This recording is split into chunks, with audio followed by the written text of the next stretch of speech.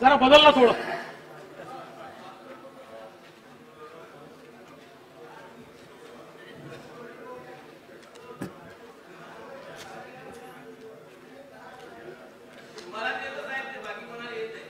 शांतरा. सन्मान्य अध्यक्ष महोदय, आज जगद्गुरु तुकोबारायांच्या वैकुंठ गमनाचा दिवस अर्थात तुकाराम बीज. भागवत धर्मात कळसाचे स्थान असलेल्या आणि विचाराने महाराष्ट्राला समृद्ध करणाऱ्या जगद्गुरु तुकाराम महाराजांच्या चरणी साष्टांग दंडवत घालतो आणि त्यांनी जो संदेश दिला आहे, पिकवावे धन ज्याची आस करी जन, या तत्वाला अनुसरून राज्याचा अर्थसंकल्प या ठिकाणी मांडतो. काल जागतिक महिला दिन झाला आणि उद्या तिथीप्रमाणे छत्रपती शिवाजी महाराजांची जयंती, क्रांतीज्योती सावित्रीबाई फुलेंचा स्मृती दिन, भारताच्या स्वातंत्र्याचे हे अमृत महोत्सवी वर्ष आहे. संत निवृत्तीनाथांचे 750वे जयंती वर्ष सुरू आहे.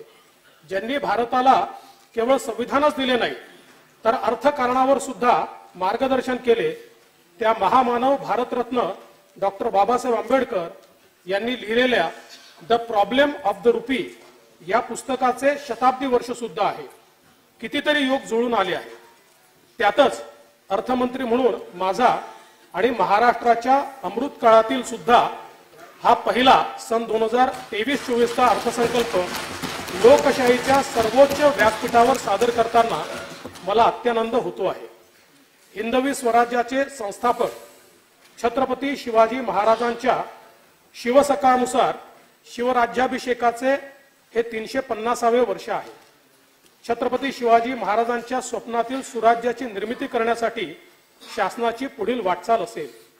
2 ते 9 जून 2023 या कालावधीमध्ये शिवराज्याभिषेक महोत्सव आयोजित करण्यात येणार असून त्याकरता 350 कोटी रुपये एवढा निधी उपलब्ध करून देण्यात येईल. आंबेगाव तालुका हवेली जिल्हा पुणे येथे छत्रपती शिवाजी महाराज संकल्पना उद्यान उभारण्यासाठी 50 कोटी रुपये निधी देण्यात येत आहे. याच धर्तीवर मुंबई, अमरावती, नाशिक, छत्रपती संभाजीनगर आणि नागपूर येथे दृकश्राव्य माध्यम सुविधेसह सार्वजनिक उद्याने विकसित करण्यात येतील. या उद्यानांमध्ये छत्रपती शिवाजी महाराजांची जीवनगाथा प्रदर्शित करण्यात येईल. यासाठी 250 कोटी रुपये निधी देण्यात येईल. छत्रपती शिवाजी महाराजांचे जन्मस्थान किल्ले शिवनेरीवर महाराजांच्या जीवन चरित्रावर संग्रहालय उभारण्यात येईल. शिवकालीन किल्ल्यांच्या संवर्धनाकरता 300 कोटी रुपये निधी उपलब्ध करून देण्यात येईल. भारत विकसित राष्ट्र व्हावे हा माननीय पंतप्रधान महोदयांचा निर्धार असून त्या दृष्टीने 2027 पर्यंत भारताच्या अर्थव्यवस्थेचे आकारमान 5 ट्रिलियन व्हावे हे त्यांचे उद्दिष्ट आहे. त्यात $1 ट्रिलियन वाटा महाराष्ट्राचा असावा असा आमचा संकल्प आहे. यासाठी आर्थिक सल्लागार परिषदेची स्थापना करून त्यात उद्योग क्षेत्रातील प्रमुख व्यक्तींचा समावेश करण्यात आला आहे. राज्याच्या जलद आणि सर्वसमावेशी विकासासाठी नीती आयोगाच्या धर्तीवर महाराष्ट्र इन्स्टिट्यूशन फॉर ट्रान्सफॉर्मेशन मित्र ही संस्था स्थापन करण्यात आली आहे. केंद्र सरकारच्या यंदाच्या अर्थसंकल्पात महाराष्ट्रातील विविध प्रकल्पांसाठी 36,000 कोटीहून अधिकची तरतूद झाली. मी माननीय पंतप्रधान नरेंद्र मोदीजी यांचे महाराष्ट्राच्या जनतेच्या वतीने मनपूर्वक आभार मानतो. अमृत काळातील राज्याचा हा पहिला अर्थसंकल्प 5 ध्येयांवर आधारित असून पंचामृत असा आहे. ते पुढील प्रमाणे: पहिले अमृत शाश्वत शेती, समृद्ध शेतकरी.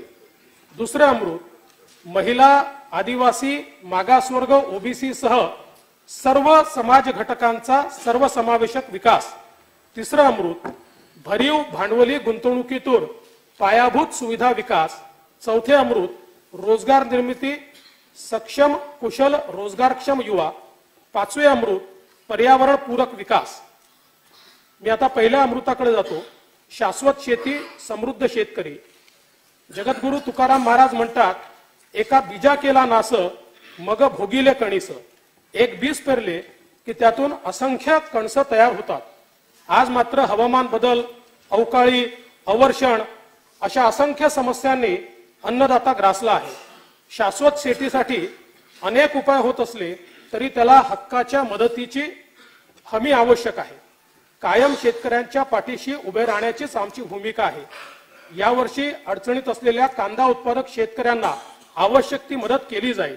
अन्नदाता बळीराजाच्या उत्पन्न वाढीसाठी माननीय पंतप्रधानांच्या संकल्पनेतून साकारलेला प्रधानमंत्री कृषी सन्मान निधी योजनेत राज्य शासनाच्या अनुदानाची भर घालणारी नमो शेतकरी महासन्मान निधी ही योजना मी जाहीर करतो. या योजनेत केंद्र सरकारच्या प्रतिवर्ष प्रति शेतकरी 6,000 रुपयात राज्य सरकार आणखी 6,000 रुपयाची भर घालेल. त्यामुळे राज्यातील शेतकऱ्यांना 12,000 रुपये प्रतिवर्षी मिळतील. याचा लाभ 1,15,00,000 शेतकरी कुटुंबांना त्या ठिकाणी होणार आहे. यासाठी सन 2023-24 मध्ये 6,900 कोटी रुपये इतका नियतव्यय प्रस्तावित आहे. केंद्र सरकारच्या 2016च्या प्रधानमंत्री पीक विमा योजनेत विमा हप्त्याच्या 2% रक्कम शेतकऱ्याने भरण्याची तरतूद आहे. आता हा भार सुद्धा शेतकऱ्यावर न ठेवता त्याच्या हिस्स्याचा विमा हप्ता राज्य सरकार भरेल. शेतकऱ्यांना केवळ 1 रुपया भरून प्रधानमंत्री पीक विम्याच्या पोर्टलवर नोंदणी करता येईल. या योजनेत वार्षिक 3,312 कोटी रुपये तरतूद राज्य शासनाकडून करण्यात येईल. महात्मा ज्योतिराव फुले शेतकरी कर्जमुक्ती योजनेत गेल्या 2 अर्थसंकल्पात जाहीर झालेल्या पण न दिलेल्या नियमित पीक कर्ज परतफेड करणाऱ्या शेतकऱ्यांना 50,000 रुपयापर्यंत प्रोत्साहनपर लाभ देण्यात आला आहे.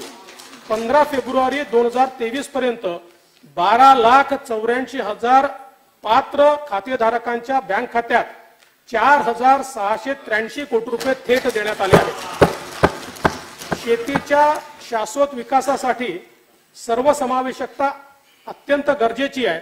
म्हणून महाकृषी विकास अभियान योजना मी जाहीर करतो. यात पीक, फळपीक या मूलभूत घटकाच्या उत्पादनापासून तर मूल्यवर्धनापर्यंतची प्रक्रिया तसेच तालुका जिल्हानिहाय शेतकरी गट समूहांसाठी एकात्मिक पीक आधारित प्रकल्प आराखडा तयार केला जाईल. यातून शेतकऱ्यांच्या उत्पन्नात भरीव वाढ होईल. आगामी 5 वर्षात या योजनेकरता 3,000 कोटी रुपये उपलब्ध करून दिले जातील. आमच्या सरकारने 2017 साली छत्रपती शिवाजी महाराज शेतकरी सन्मान योजना सुरू केली होती. मधल्या काळात अनेक लाभार्थ्यांना या योजनेचे लाभ देण्यात आले नाहीत. छत्रपती शिवाजी महाराज शेतकरी सन्मान योजनेच्या उर्वरित पात्र शेतकऱ्यांना त्यांचे लाभ देण्यात येतील. धान विक्रीवर प्रति क्विंटल बोनस देण्याची पद्धत प्रचलित आहे. आता नवीन योजनेद्वारे धानाची विक्री न तपासता 7/12च्या नोंदीवरील लागवडीच्या क्षेत्र प्रमाणात धान उत्पादक शेतकऱ्यांना खरीप हंगाम 2022-23 साठी डीबीटी द्वारे 2 हेक्टरच्या मर्यादेत प्रति हेक्टरी 15,000 रुपये प्रोत्साहनपर रक्कम देण्याचा निर्णय घेण्यात आला आहे. जून 2015 मध्ये सुरू केलेल्या मागेल त्याला शेततळे योजनेचा विस्तार करण्यात येत असून आता मागेल त्याला फळबाग, मागेल त्याला ठिबक सिंचन, मागेल त्याला शेततळे, मागेल त्याला शेततळ्याचं अस्तरीकरण, मागेल त्याला शेडनेट, मागेल त्याला हरितगृह आणि मागेल त्याला आधुनिक पेरणी यंत्र आणि कॉटन श्रेडर हे घटक उपलब्ध करून देण्याचे प्रस्तावित आहे. या योजनेकरता सन 23-24 मध्ये 1,000 कोटी रुपयाचा नियतव्यय प्रस्तावित आहे. सुमारे 200 कोटी रुपयाच्या भागभांडवलासह कोकणासाठी काजू बोर्डाची निर्मिती करण्यात आली आहे. सध्या साध्या काजू बोंडूपेक्षा प्रक्रिया केलेल्या बोंडूची किंमत 7 पटीने अधिक आहे. उत्पन्न वाढीसाठी कोकणामध्ये काजू बोंडू प्रक्रिया केंद्र स्थापन करण्यात येतील. काजूच्या लागवडीपासून प्रक्रिया आणि विक्रीपर्यंत शेतकऱ्यांना सहाय्य करण्यासाठी काजू फळ विकास योजना संपूर्ण कोकण, कोल्हापूर जिल्ह्यातील चंदगड आणि आजरा या तालुक्यात राबवण्यात येईल. आगामी 5 वर्षात या योजनेकरता 1,325 कोटी रुपये एवढी तरतूद करण्यात येईल. अपघातग्रस्त शेतकऱ्यांच्या कुटुंबांना विमा छत्र देण्यासाठी विमा कंपन्यांमार्फत गोपीनाथ मुंडे अपघात विमा योजना राबवण्यात येते। मात्र विमा दावे प्राप्त करण्यासाठी शेतकऱ्यांना पाठपुरावा करावा लागतो। शेतकऱ्यांचा त्रास दूर करण्यासाठी आता राज्य सरकार गोपीनाथ मुंडे शेतकरी सुरक्षा सानुग्रह अनुदान योजना राबवेल। ही सानुग्रह अनुदान योजना असेल आणि या सुधारित योजनेत अपघातग्रस्त शेतकऱ्याच्या कुटुंबास 2 लाखापर्यंत सानुग्रह अनुदान दिले जाईल। नैसर्गिक शेतीला प्रोत्साहन देताना आगामी 3 वर्षात राज्यातील 25 लाख हेक्टर क्षेत्र सेंद्रिय शेतीखाली आणण्यात येईल। 1000 जैवनिविष्ठा स्त्रोत केंद्रे स्थापन करून डॉक्टर पंजाबराव देशमुख जैविक शेती मिशनची व्याप्ती वाढवण्यात येईल। याकरता 3 वर्षात 1000 कोटी रुपयाचा निधी दिला जाईल। संयुक्त राष्ट्रसंघाने 2023 हे आंतरराष्ट्रीय तृणधान्य वर्ष म्हणून घोषित केले आहे। आम्ही महाराष्ट्र श्री अन्न अभियान सुरू केले आहे। त्यासाठी 200 कोटी रुपये तरतूद प्रस्तावित आहे। श्री अन्नाच्या उत्पादन वाढीसाठी तंत्रज्ञानाचा प्रसार, पीक प्रात्यक्षिके, यांत्रिकीकरण प्रक्रिया, मूल्य साखळी विकास आणि प्रचार प्रसिद्धीकरण याचा अंतर्भाव आहे। सोलापूर येथे श्री अन्न उत्कृष्टता केंद्र स्थापन करण्यात येईल। कृषी व संलग्न क्षेत्रात अत्याधुनिक तंत्रज्ञानाचे उपयोजन व प्रसार करण्यासाठी नागपूर येथे डॉक्टर पंजाबराव देशमुख कृषी महाविद्यालय आंतरराष्ट्रीय कृषी सुविधा केंद्र स्थापन करण्यात येईल। या केंद्रासाठी 227 कोटी 46 लाख रुपये खर्च अपेक्षित आहे। नागपूर येथील काटोल व कळमेश्वर, मोर्शी, अमरावती मधील मोर्शी आणि बुलढाणा जिल्ह्यात आधुनिक संत्रा प्रक्रिया केंद्र उभारण्यात येतील। याकरता 20 कोटी रुपये निधी उपलब्ध करून दिला जाईल। विदर्भ आणि मराठवाड्यातील 14 विपत्तीग्रस्त जिल्ह्यातील केशरी शिधापत्रिका धारक शेतकऱ्यांना आता अन्नधान्याच्या ऐवजी रोख रक्कम थेट त्यांच्या आधार संलग्न बँक खात्यात देण्यात येईल। ती प्रतिवर्ष प्रति व्यक्ती 18,000 रुपये 1800 रुपये इतकी असेल। नैसर्गिक आपत्तीमुळे नुकसानासाठी गेल्या हंगामात शेतकऱ्यांना SDRFच्या दुप्पट दराने मदत देण्यात आली। बाधित शेतकऱ्यांना 7,093 कोटी रुपये निधी वितरित करण्यात आला। यापूर्वी निकषात नसणाऱ्या सततच्या पावसासाठी मदत मिळत नसे, पण आता ती वर्गवारी करून शेतपीक नुकसानीसाठी ठराविक निकषाने मदत देण्यात येईल। SDRF म्हणून द्यावयाच्या मदतीचे वाढीव दर राज्यात 1 नोव्हेंबर 2022 पासून लागू करण्यात आले आहे। नैसर्गिक आपत्तीमुळे झालेल्या नुकसानीचे पंचनामे वेळेत व्हावेत म्हणून पंचनाम्याबद्दल शेतकऱ्यांच्या तक्रारी येऊ नयेत यासाठी मानवी हस्तक्षेप टाळून माहिती तंत्रज्ञानाची मदत घेऊन मोबाईलद्वारे ई-पंचनामा करण्यात येईल। शेतकऱ्यांना पारदर्शक पद्धतीने व तातडीने मदत मिळावी याकरता सर्वेक्षणासाठी उपग्रहाची व ड्रोनची मदत घेऊन संगणकीय प्रणाली वापरली जाईल। कृषी उत्पन्न बाजार समिती असलेल्या ठिकाणी शेतकरी बांधवांना मुक्कामासाठी राष्ट्रसंत तुकडोजी महाराज शेतकरी भवन बांधण्यात येतील। तसेच त्यांच्या जेवणाच्या सोयीसाठी शिवभोजन थाळी त्या ठिकाणी उपलब्ध करून देण्यात येईल। सन 23-24 या वर्षाकरता कार्यक्रम खर्चाकरता कृषी विभागास 3,339 कोटी रुपये, मदत व पुनर्वसन विभागास 584 कोटी रुपये, सहकार व पणन विभागास 1,106 कोटी रुपये, फलोत्पादन विभागास 648 कोटी रुपये, अन्न व नागरी पुरवठा विभागास 481 कोटी रुपये नियतव्यय प्रस्तावित आहे। देशी गोवंशाचे संवर्धन, संगोपन व संरक्षण व्हावे म्हणून देशी गोवंशाच्या संवर्धनासाठी भ्रूण बाह्य फलन व प्रत्यारोपणाच्या सुविधेत वाढ करण्यात येईल। तसेच अस्तित्वातील कायद्याची योग्य अंमलबजावणी व संनियंत्रण करण्यासाठी महाराष्ट्र गोसेवा आयोगाची स्थापना करण्यात येईल। आयोगाकडून गोवर्धन गोवंश सेवा केंद्र योजना आणि गोमय मूल्यवर्धन योजना ही नवीन योजना राबवण्यात येईल। विदर्भ मराठवाड्यातील 11 जिल्ह्यांमध्ये दुग्ध विकास प्रकल्पाचा दुसरा टप्पा राबवण्यासाठी सन 2023-24 मध्ये 160 कोटी रुपयाचा नियतव्यय प्रस्तावित करण्यात आला आहे। अहमदनगर जिल्ह्यात नवीन पशुवैद्यकीय महाविद्यालय स्थापन करण्यात येईल। राजे यशवंतराव होळकर महामेष योजनेअंतर्गत मेंढी पालनासाठी अनुदान देण्यात येते। या योजनेची प्रभावी अंमलबजावणी करण्यासाठी भरीव निधी देण्यात येईल।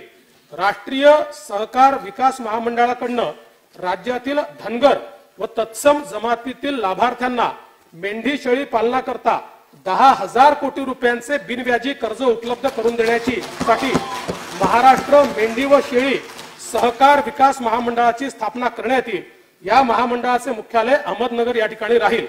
धनगर समाजाच्या उन्नतीकरता शासनाने 2019 मध्ये आदिवासी उपयोजनेच्या धर्तीवर वेगवेगळ्या 22 योजना राबवण्याचा 1,000 कोटी रुपये किमतीचा कार्यक्रम हाती घेतला होता। सदर कार्यक्रम पूर्ण करण्यासाठी आवश्यक तो निधी सर्वसाधारण योजनेतनं, आदिवासी योजनेतनं नाही, सर्वसाधारण योजनेतनं उपलब्ध करून देण्यात येईल। या योजनांचे संनियंत्रण मंत्रिमंडळाने प्राधिकृत केलेली शक्ती प्रदत्त समिती करेल। प्रकल्पबाधित मच्छीमारांना नुकसान भरपाई देण्यासाठी सर्वसमावेशक धोरण करणारे महाराष्ट्र हे पहिले राज्य आहे। प्रकल्पामुळे विस्थापित तसेच तात्पुरत्या प्रभावित मच्छीमार कुटुंबांच्या कल्याणासाठी प्रकल्पाच्या 2% किंवा कमाल 50 कोटी रुपये रकमेचा मत्स्य विकास कोष स्थापन करण्यात येईल। मच्छीमारांना डिझेल अनुदानासाठी यांत्रिक नौकेच्या कमाल 120 अश्वशक्तीच्या इंजिनाची मर्यादा होती। ही मर्यादा आता शासनाने काढून टाकली असून त्यामुळे 85,000 अधिकच्या मच्छीमार बांधवांना आता या योजनेचा लाभ मिळेल आणि अनुदानाचा वर्षानुवर्ष असलेला अनुशेष यावरची पूर्णता दूर करण्यात येईल आणि त्याकरता 269 कोटी रुपयाची तरतूद ही प्रस्तावित केलेली आहे। केंद्र शासनाच्या मदतीने या वर्षापासून पारंपरिक मासेमारी करणाऱ्या मच्छीमार बांधवांसाठी 5 लाख रुपये विमा छत्राची योजना सुरू करण्यात येईल। सन 2023-24 या वर्षासाठी कार्यक्रम खर्चाकरिता पशुसंवर्धन, दुग्ध व्यवसाय व मत्स्य व्यवसाय विभागास 508 कोटी रुपये नियतव्यय प्रस्तावित आहे। मुख्यमंत्री सौर कृषी वाहिनी योजनेअंतर्गत खासगी पडीक जमीन ऊर्जा कंपन्यांना भाडेपट्ट्याने उपलब्ध करून देताना त्या वर्षाच्या निर्धारित केलेल्या किमतीच्या 6% किंवा प्रतिवर्ष 75,000 रुपये प्रति हेक्टर यापैकी जी रक्कम जास्त असेल त्या दराने वार्षिक भाडेपट्टा शेतकऱ्यांना देण्यात येईल। शेतकऱ्यांना दिवसा वीज पुरवठा होण्यासाठी आगामी 3 वर्षांमध्ये 30% कृषी वीज वाहिन्यांचे सौर ऊर्जीकरण करण्यात येणार असून सुमारे 9.5 लाख शेतकऱ्यांना याचा लाभ होईल। तसेच पंतप्रधान कुसुम योजनेतून पुढील वर्षात 1.5 लाख शेतकऱ्यांना सौर कृषी पंप लावण्यात येतील। प्रलंबित असलेल्या 86,073 कृषी पंप अर्जदारांना वीज जोडण्या तात्काळ देण्यात येतील। उपसा जलसिंचन योजनेतील शेतकऱ्यांना वीज दरात सवलतीची मुदत मार्च 2023 पर्यंत होती, या सवलतीस मार्च 2024 पर्यंत मुदतवाढ देण्यात येईल। विद्युत ट्रान्सफॉर्मर्स नादुरुस्त असल्यामुळे अनेक शेतकरी बांधवांना पाणी असूनही योग्य वेळेत पिकांना संरक्षित सिंचन मिळत नाही, परिणामी उत्पन्नात घट होते। नादुरुस्त ट्रान्सफॉर्मर्स तात्काळ बदलण्यासाठी निरंतर वीज योजना सुरू करण्यात येईल आणि त्यामध्ये ट्रान्सफॉर्मर करता राज्य शासनाच्या वतीने अनुदान दिलं जाईल। उत्तर कोकणातील नार पार, अंबिका, औरंगा, दमणगंगा, वैतरणा व उल्हास नद्यांच्या उपखोऱ्यातील वाहून जाणारे पाणी हे मुंबई शहर आणि गोदावरी खोऱ्यातील तूट दूर करण्याकरता नदीजोड प्रकल्प राज्य शासनाच्या निधीतून हाती घेण्यात येतील। या प्रकल्पाचा फायदा मराठवाड्यासहित उत्तर महाराष्ट्रातील नाशिक, नगर, जळगाव या जिल्ह्यांना होईल। वैनगंगा खोऱ्यातील पावसाळ्यात वाहून जाणारे पाणी वैनगंगा, नळगंगा, पैनगंगा नदीजोड प्रकल्पातून विदर्भातील नागपूर, वर्धा, अमरावती, यवतमाळ, अकोला, बुलढाणा व वाशिम या जिल्ह्यातील अवर्षण प्रवण क्षेत्रात वळवण्यात येईल। याबाबतच्या सर्व आवश्यक मान्यता देऊन प्रकल्पासाठी विशेष निधीची उभारणी करून लवकरात लवकर ही कामे सुरू करण्यात येतील। तापी खोऱ्यातील नैसर्गिक भूमिगत विस्तीर्ण पाणी साठ्याची पातळी दिवसेंदिवस खाली चालली आहे। पश्चिम विदर्भ आणि उत्तर महाराष्ट्राच्या सिंचनाच्या दृष्टीने महत्त्वपूर्ण असलेला तापी महापुनर्भरण प्रकल्पाच्या मंजुरीसाठी केंद्र सरकारकडे पाठपुरावा करण्यात येईल। धाराशिव व बीड जिल्ह्यातील 133 गावांना कृष्णा मराठवाडा सिंचन प्रकल्पाचा लाभ होणार आहे। या प्रकल्पासाठी 11,626 कोटी रुपयांची सुधारित प्रशासकीय मान्यता देण्यात आली आहे। राज्यातील प्रगतीपथावरील 268 सिंचन प्रकल्पापैकी सन 23-24 मध्ये 39 प्रकल्प पूर्ण करण्याचे नियोजन आहे। आमच्या शासनाने मागील 6 महिन्यात 27 प्रकल्पांना सुधारित प्रशासकीय मान्यता दिली आहे। प्रधानमंत्री कृषी सिंचन योजनेतील मंजूर 27 प्रकल्पांपैकी 9 प्रकल्प आता पूर्ण झाले असून सन 23-24 मध्ये 6 प्रकल्प पूर्ण करण्यात येतील। बळीराजा जलसंजीवनी योजनेतील मंजूर 91 प्रकल्पांपैकी 23-24 मध्ये 24 प्रकल्प पूर्ण करण्यात येतील। गोसीखुर्द राष्ट्रीय प्रकल्पास सन 23-24 मध्ये 1500 कोटी रुपये निधी उपलब्ध करून देण्यात येईल। हा प्रकल्प जून 2024 पर्यंत पूर्ण करण्याचे नियोजित केले आहे। कोकणामध्ये सिंचनाच्या सोयी सुविधा निर्माण करण्याकरता एक विशेष कृती कार्यक्रम हाती घेण्यात येईल। तसेच खारभूमी बंधाऱ्यांच्या कामांना गती दिली जाईल। सन 2023-24 या वर्षासाठी कार्यक्रम खर्चाकरता जलसंपदा लाभ क्षेत्र विकास व खारभूमी विकास विभागास 15,066 कोटी रुपये नियतव्यय प्रस्तावित आहे। मराठवाड्याच्या दुष्काळ मुक्तीसाठी सिंचन, पिण्याच्या पाण्याच्या सततच्या समस्येवर मात करण्यासाठी छत्रपती संभाजीनगर जिल्ह्यात गंगापूर, वैजापूर व पैठण तालुक्यात जायकवाडी धरणातनं, बीड व लातूर जिल्ह्याकरता जायकवाडी, माजलगाव, ऊर्ध्व मनार या धरणातनं, धाराशिव जिल्ह्यासाठी उजनी, सीना, कोळेगाव, निम्न तेरणा धरणातनं प्रथम, द्वितीय व तृतीय वॉटर ग्रिड निर्माण करण्याची कारवाई सुरू आहे। हर घर जल योजनेअंतर्गत मराठवाडा वॉटर ग्रिडचा प्रस्ताव केंद्र शासनाच्या मान्यतेकरता पाठवण्यात आला आहे। जलजीवन मिशन अंतर्गत 2023-24 मध्ये 17,72,000 कुटुंबांना नळ जोडणी देण्याचे प्रस्तावित असून सुमारे 20,000 कोटी रुपये नियतव्यय याकरता प्रस्तावित आहे।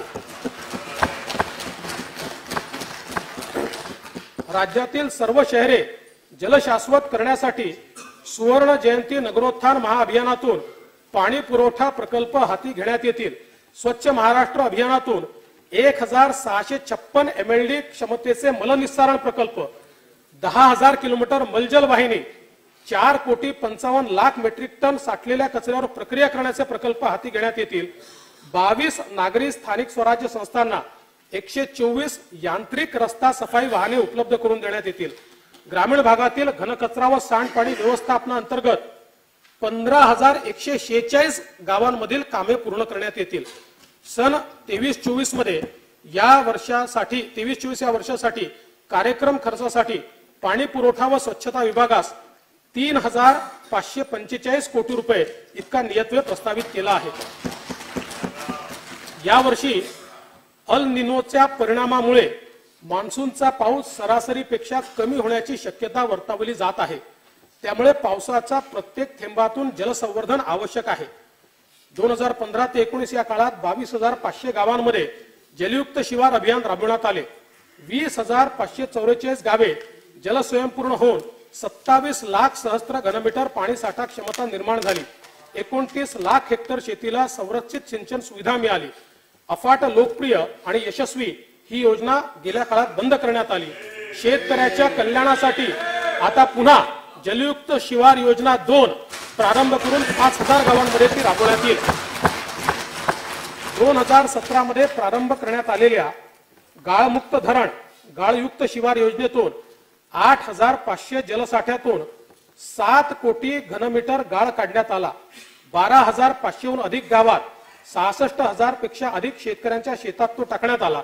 त्यामुळे शेतीच्या उत्पादकतेत वाढ आणि धरणाच्या साठवण क्षमतेत भरीव वाढ असे दुहेरी उद्देश सफल झाले।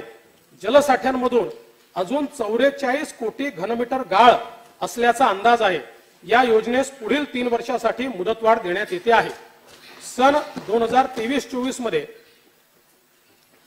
कार्यक्रम खर्चाकरता मृदू व जलसंधारण विभागास 3,886 कोटी रुपये इतका निधी प्रस्तावित आहे। प्रथम अमृत शाश्वत शेती समृद्ध शेतकरी या कार्यक्रम खर्चाकरता एकूण 29,163 कोटी रुपयाची तरतूद उपलब्ध करून देण्यात येत आहे। आता मी पंचामृतापैकी द्वितीय अमृतकडे वळतो। द्वितीय अमृत महिला, आदिवासी, मागासवर्ग, ओबीसी या सर्व समाज घटकांचा सर्वसमावेशक विकास। अध्यक्ष महोदय, काल 8 मार्च रोजी जागतिक महिला दिन साजरा करण्यात आला। राष्ट्राची प्रगती ही महिला सक्षमीकरणाच्या आधारे ठरवली जाते। त्यासाठी आम्ही 4थे सर्वसमावेशक महिला धोरण घोषित करणार आहोत। जगद्गुरु तुकाराम महाराज म्हणतात, लाडकी लेक मी संताची, मजवरी कृपा बहुतांची। मुलींच्या सक्षमीकरणाकरता लेक लाडकी ही नवीन योजना सुरू करण्यात येईल। पिवळ्या व केशरी रेशन कार्ड धारक कुटुंबातील मुलीच्या जन्मानंतर 5,000 रुपये, इयत्ता चौथीत 4,000 रुपये, 6वीत 6,000 रुपये, 11वीत 8,000 रुपये अनुदान दिले जाईल। लाभार्थी मुलीचे वय 18 पूर्ण झाल्यानंतर तिला 75,000 रुपये रोख त्या ठिकाणी देण्यात येतील।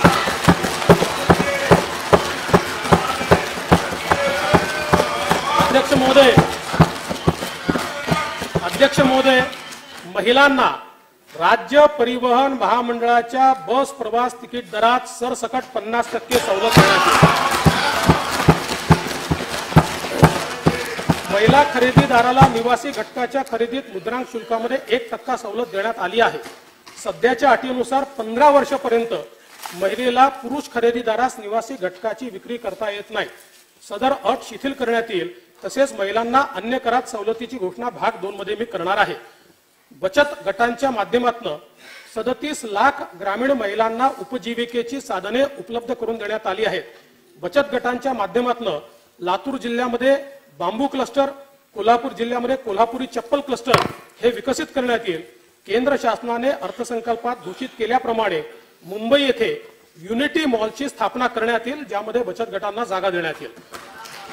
राज्यात सुमारे 81,000 आशा स्वयंसेविका, 3,500 गटप्रवर्तक कार्यरत आहेत। आशा स्वयंसेविकेचे सध्याचे मानधन 3,500 रुपये तर गटप्रवर्तकांचे मानधन 4,700 रुपये आहे। या मासिक मानधनात प्रत्येकी 1,500 रुपये एवढी वाढ करण्यात येत आहे। अंगणवाडी सेविकांचे मानधन 8,325 रुपयावरून 10,000 रुपये करण्यात येत आहे। मिनी अंगणवाडी सेविकांचे मानधन 5,975 वरून 7,200 रुपये आणि अंगणवाडी मदतनीसांचे मानधन 4,425 वरून 5,500 रुपये करण्यात येते आहे। महिलांच्या सुरक्षित आणि सुविधाजनक प्रवास आणि पर्यटनासाठी महिला केंद्रित पर्यटन धोरण तयार करण्यात येईल। देशाच्या सामाजिक आर्थिक प्रगतीशील बदलांमुळे शहरी भागात नोकरी करता अनेक महिला त्यांचे घर सोडून राहतात। अशा नोकरी करणाऱ्या महिलांसाठी केंद्र शासनाच्या मदतीने नवीन 50 वसतिगृहे सुरू करण्यात येतील। सध्या राबविण्यात येत असलेल्या अडचणीत सापडलेल्या महिलांसाठी किंवा लैंगिक शोषणापासून मुक्त केलेल्या महिलांसाठी, कौटुंबिक समस्याग्रस्त महिलांसाठी स्वाधार व उज्ज्वला या 2 योजना एकत्रित करून केंद्र शासनाच्या मदतीने शक्ती सदन ही नवी योजना सुरू करण्यात येईल। या योजनेमध्ये पीडित महिलांना आश्रय, विधी सेवा, आरोग्य सेवा, समुपदेशन इत्यादी सेवा देण्यात येतील। या योजनेअंतर्गत नवीन 50 शक्ती सदन सुरू करण्यात येतील। यात 60% केंद्र सरकार देणार आणि 40% राज्य सरकार देणार आहे। महिलांच्या आरोग्यासाठी माता सुरक्षित तर घर सुरक्षित अभियानाअंतर्गत 4 कोटी महिला व मुलींची आरोग्य तपासणी व औषधोपचार करण्यात येतील। राज्यातील अंगणवाडी, मिनी अंगणवाडी सेविका, मदतनीस यांची रिक्त असलेली सुमारे 20,000 पदे भरण्यात येतील। सन 23-24 वर्षासाठी कार्यक्रम खर्चाकरता महिला व बाल विकास विभागास 2,843 कोटी रुपये नियतव्यय प्रस्तावित आहे। आता मी आरोग्याच्या दृष्टीने अत्यंत महत्त्वाची घोषणा करतो आहे। महात्मा ज्योतिराव फुले जनआरोग्य योजनेत उपचाराची मर्यादा वार्षिक 1.5 लाखावरून 5 लाख रुपये करण्यात येईल।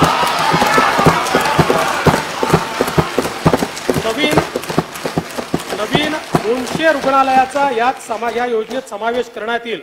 तसेच मूत्रपिंड प्रत्यारोपण शस्त्रक्रियांच्या दरात 2.5 लाख रुपयावरून 4 लाख रुपये इतकी वाढ करण्यात येईल।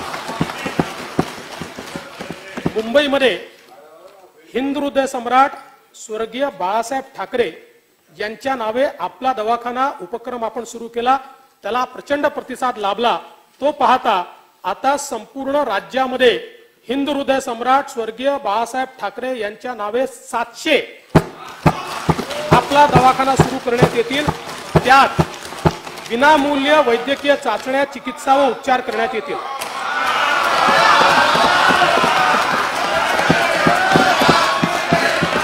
सन 2023-24 या वर्षासाठी कार्यक्रम खर्चाकरिता सार्वजनिक आरोग्य विभागास 3,501 कोटी रुपये नियतव्यय प्रस्तावित आहे। आमचे सरकार कायम अंत्योदयाचा विचार करणारे आहे। त्यामुळे संजय गांधी निराधार अनुदान योजना आणि श्रावण बाळ सेवा राज्य निवृत्ती योजनेतील पात्र लाभार्थ्यांच्या अर्थसहाय्यात 1000 वरून 1500 रुपये इतकी वाढ करण्यात येत आहे। यासाठी 2400 कोटी रुपयाचा अतिरिक्त तरतूद करण्यात येईल। हे मानधन प्रतिमाह पहिल्याच आठवड्यात नियमितपणे प्रदान करण्यात येईल।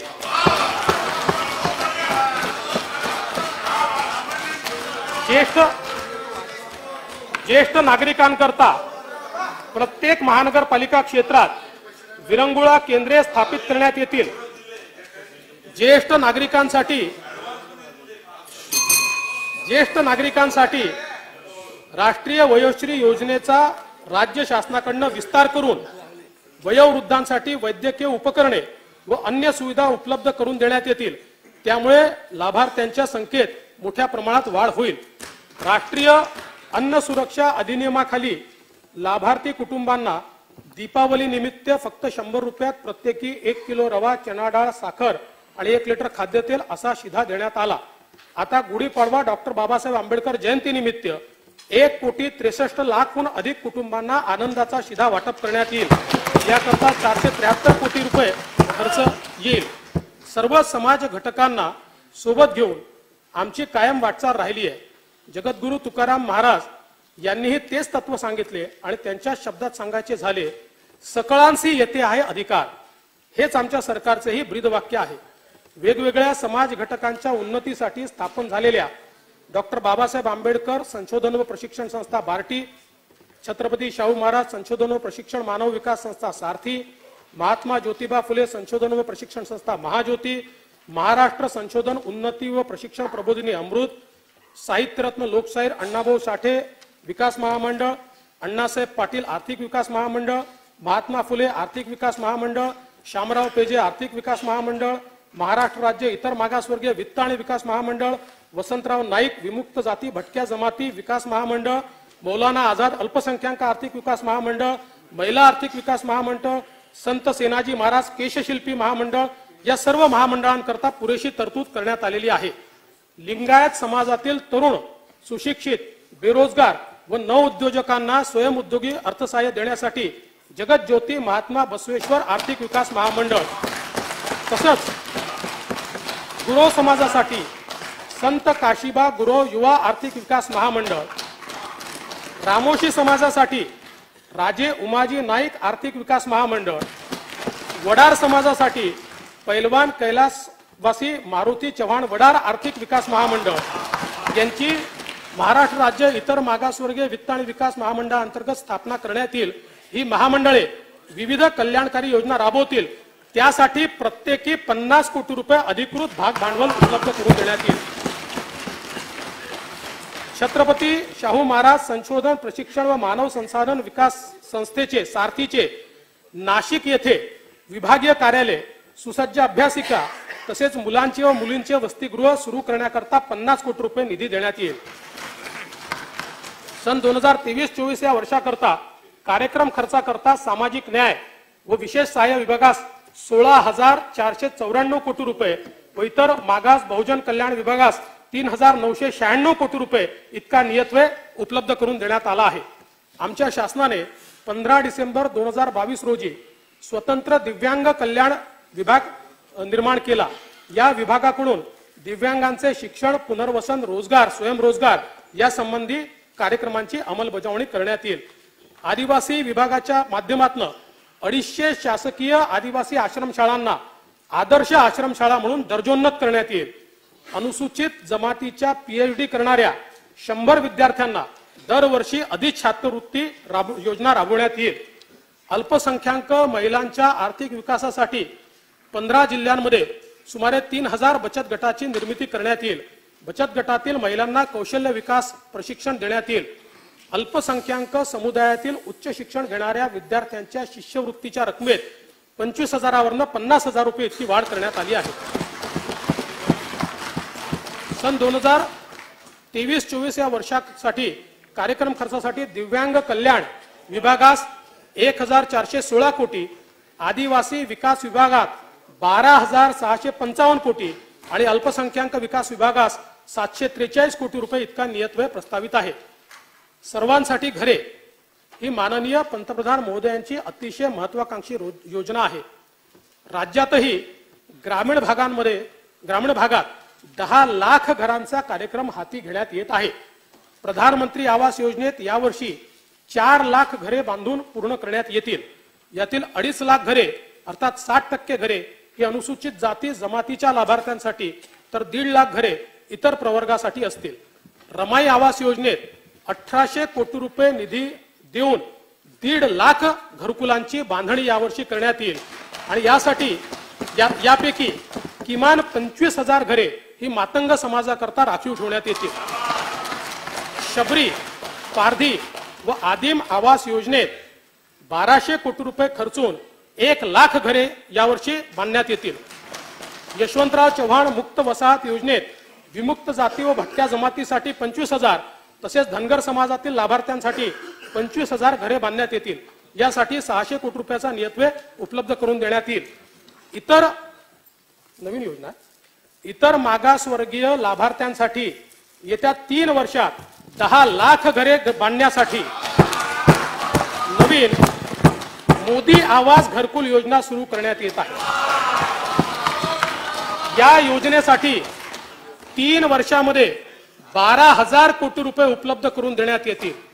यापैकी 3 लाख घरे 3,600 कोटी रुपये खर्च करून 2023-24 या पहिल्याच वर्षात पूर्ण करण्यात येतील।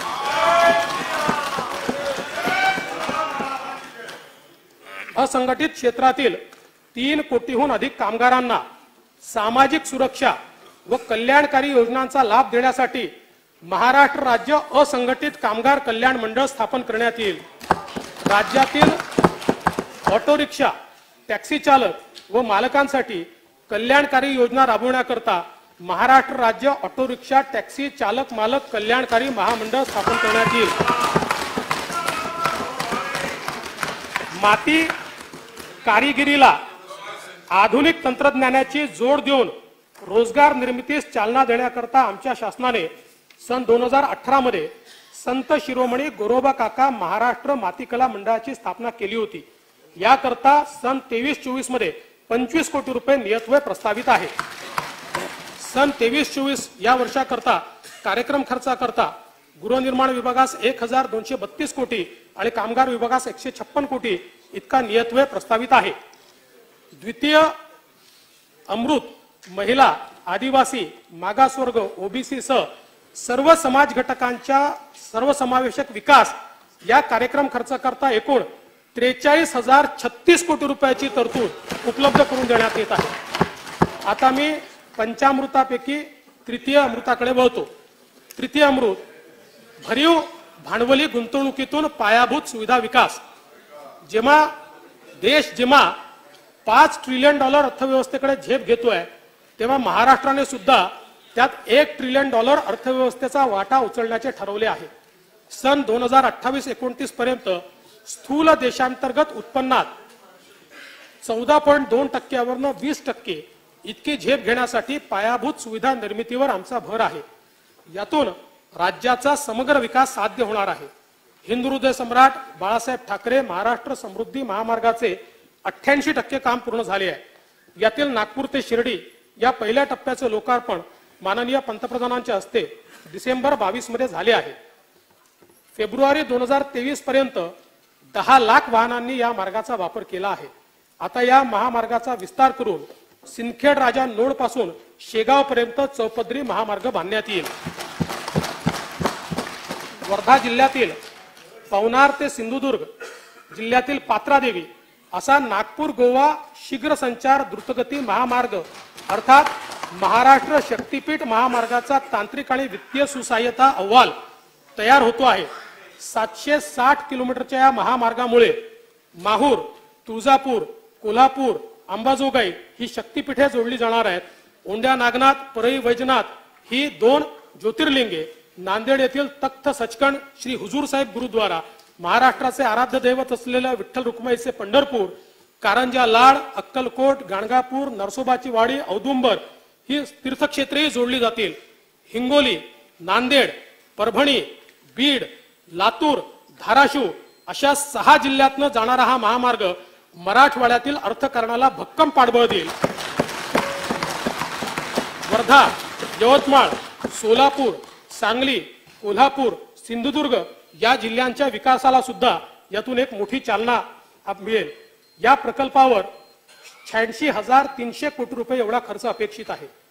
पुणे शहरातील वाहतूक कोंडी कमी करण्याच्या दृष्टीने सुमारे 27,000 कोटी रुपये खर्चून पुणे रिंग रोडचे काम सुरू आहे. सन 22-23 मध्ये 1,000 कोटी रुपये त्याला देण्यात आले आहेत.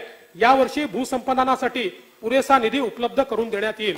मुंबई पुणे द्रुतगती मार्गावरील खोपोली ते खंडाळा या घाट लांबीतील मिसिंग लिंकच्या बांधकामासाठी 6,695 कोटी रुपये सुधारित किमतीस मान्यता देण्यात आली आहे. या प्रकल्पाचे 60% काम पूर्ण झाले आहे. विरार ते अलिबाग हा 126 किलोमीटर लांबीची बहुउद्देशीय वाहतूक मार्गिका मल्टी मॉडेल लिंक ही अनेक राष्ट्रीय महामार्ग, नवी मुंबई आंतरराष्ट्रीय विमानतळ, जवाहरलाल नेहरू पोर्ट ट्रस्ट, मुंबई पारबंदर प्रकल्प, दिल्ली मुंबई राखीव माल वाहतूक मार्गिका आणि रेवस बंदराला जोडणारी महत्वाची मार्गिका आहे. यामध्ये बस जलद वाहतूक, मेट्रो रेल्वे, पाणी पुरवठा वाहिनी, वायू वाहिनी, सांडपाणी वाहिनी या सर्व बाबींचा समावेश आहे. प्रकल्पाचा अपेक्षित खर्च 40,000 कोटी असून सविस्तर प्रकल्प अहवाल व वित्तीय आराखडा तयार करण्याचे काम प्रगतीपथावर आहे. रायगड जिल्ह्यातील रेवस ते सिंधुदुर्ग जिल्ह्यातील रेडी या सागरी महामार्गाचे काम सुरू असून या प्रकल्पाचा एकूण खर्च 9,573 कोटी रुपये आहे. एशियाई विकास बँक प्रकल्प टप्पा 2 मध्ये सुमारे 4,000 कोटी रुपयातून 468 किलोमीटर लांबीची कामे, हायब्रिड एन्युटी भाग 2 अंतर्गत 90,000 कोटी रुपयातून 7,500 किलोमीटरच्या रस्ते विकासाची कामे हाती घेतली जातील. सन 2023-24 या वर्षात रस्ते आणि पूल यासाठी 14,225 कोटी रुपयाचा नियतव्यय प्रस्तावित असून यातून सुमारे 10,125 किलोमीटर लांबीचे रस्ते सुधारणा व 1,203 पूल व मोऱ्यांची कामे पूर्ण केली जातील. मुंबई पुणे यशवंतराव चव्हाण द्रुतगती महामार्ग तसेच हिंदुहृदय सम्राट बाळासाहेब ठाकरे महाराष्ट्र समृद्धी महामार्गावर राबविण्यात येत असलेल्या एकात्मिक वाहतूक व्यवस्थापन प्रणालीच्या धर्तीवर मुंबई कोल्हापूर, ठाणे धुळे, नाशिक पुणे, सोलापूर बीड, नागपूर चंद्रपूर, नागपूर अमरावती, घोडबंदर अचाळ आणि अहमदनगर पुणे, अकोला वाशिम या महामार्गावरही ही प्रणाली राबवण्यात येईल. सन 2023-24 या आर्थिक वर्षात इतर जिल्हा मार्ग व ग्रामीण मार्ग या रस्त्यांची 3,000 कोटी रुपये किमतीची 4,500 किलोमीटरच्या लांबीची रस्ते सुधारण्याची कामे सार्वजनिक बांधकाम विभागाकडून हाती घेण्यात येत आहेत. प्रधानमंत्री ग्राम सडक योजनेचा टप्पा 3 अंतर्गत महाराष्ट्र राज्यासाठी सुमारे 6,500 किलोमीटर लांबीचे उद्दिष्ट देण्यात आले आहे. यापैकी 5,500 किलोमीटर लांबीच्या रस्त्यांची कामे प्रगतीपथावर आहेत. मुख्यमंत्री ग्राम सडक योजनेत रस्ते टिकाऊ व्हावे यासाठी रस्ते बांधताना सिमेंट कॉन्क्रीट तसेच नवीन तंत्रज्ञानाचा वापर केला जाईल.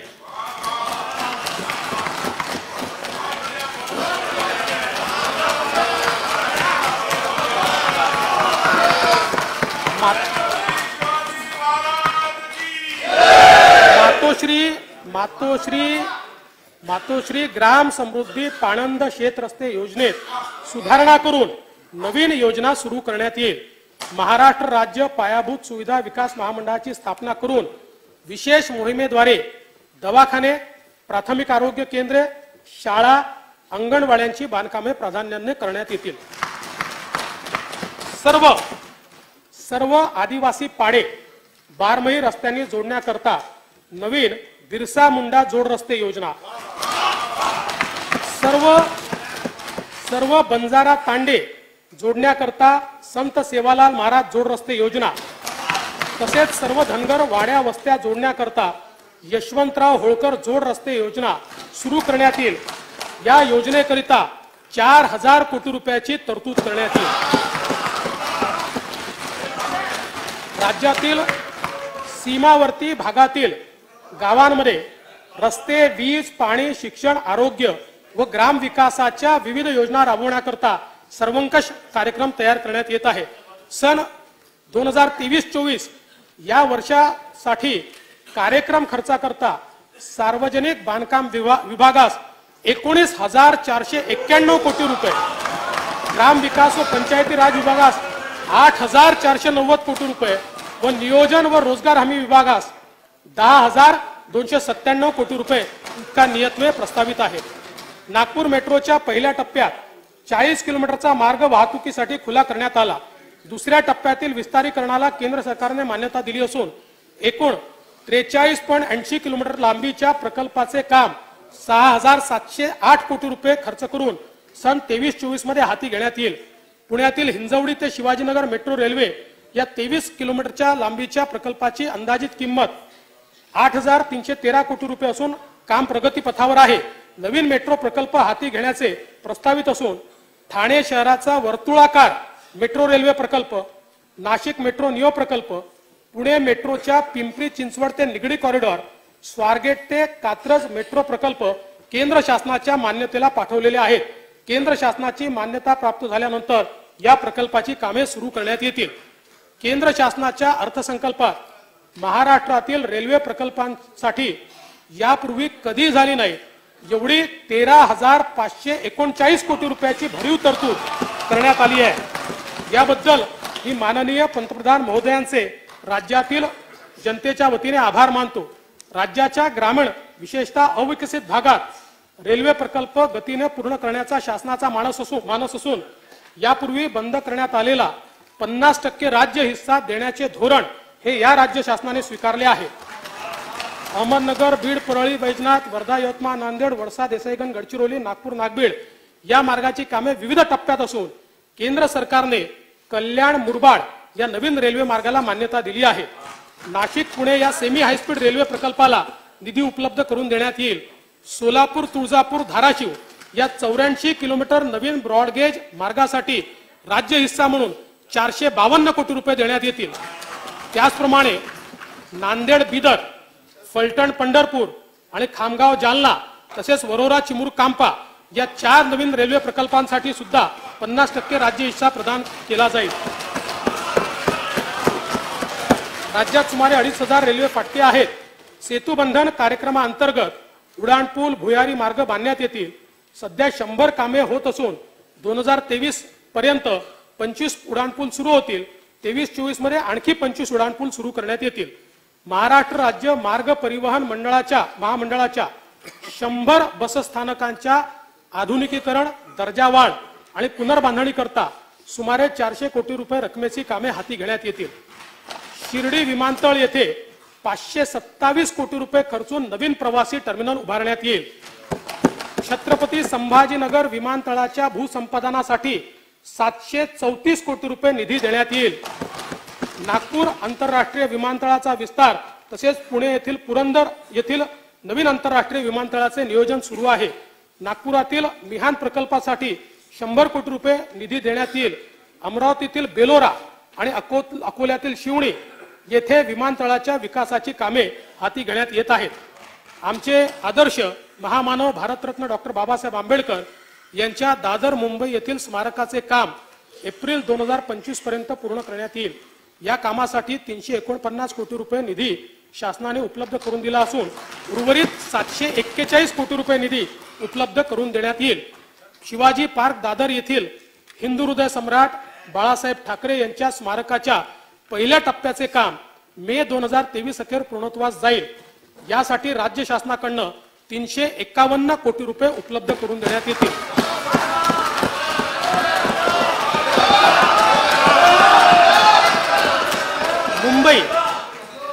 मुंबई MMR आणि ठाणे परिसरातील रहिवाशांच्या प्रवाशांच्या सुविधेला आमचे सर्वोच्च प्राधान्य आहे. त्यामुळे 337 किलोमीटर लांबीचे मेट्रो जाळे विकसित करण्यात येत असून 46 किलोमीटरचा मार्ग वाहतुकीस खुला झाला आहे. सन 23-24 मध्ये आणखी 50 किलोमीटर मार्ग खुला होईल. मुंबईतील हाती घेण्यात आलेले नवीन मेट्रो प्रकल्प असे मुंबई मेट्रो मार्ग 10 गायमुख ते शिवाजी चौक मीरा रोड, एकूण लांबी 9.2 किलोमीटर, अंदाजित किंमत 4,476 कोटी रुपये. मुंबई मेट्रो मार्ग 11 वडाळा ते छत्रपती शिवाजी महाराज टर्मिनस, एकूण लांबी 12.77 किलोमीटर, अंदाजित किंमत 8,739 कोटी रुपये. मेट्रो मार्ग 12 कल्याण ते तळोजा लांबी 20.75 किलोमीटर प्रकल्पाचा अंदाजित खर्च 5,865 कोटी रुपये. हे प्रकल्प लवकरच पूर्ण करण्यात येतील. मुंबईच्या सुशोभीकरणाकरता 1,729 कोटी रुपयाचे अंदाजित खर्चाची नागरी सेवा सुविधा सुधारण्याची 820 कामे हाती घेतली आहेत. 121 कामे पूर्ण झाली असून उर्वरित कामे प्रगतीपथावर आहेत. मुंबई महानगर क्षेत्र विकास प्राधिकरणामार्फत पारसिक हिल बोगदा, मीरा भाईंदरला पाणी पुरवठा, मुंबई पारबंदर प्रकल्पाचे काम आणि विविध उड्डाणपुलाची कामे यावर्षी पूर्णत्वास येतील. मुंबई सभोवताल जलवाहतुकीसाठी ठाणे व वसई खाडी एकमेकाला जोडण्याचे 424 कोटी रुपये किमतीचे काम हाती घेण्यात येत आहे. गेटवे ऑफ इंडिया जवळ रेडिओ क्लब नजीक प्रवासी जलवाहतुकीसाठी जेटी आणि संबंधित सुविधा उभारण्याकरता 162 कोटी 20 लाख रुपये किमतीच्या प्रकल्पास मान्यता देण्यात आली आहे.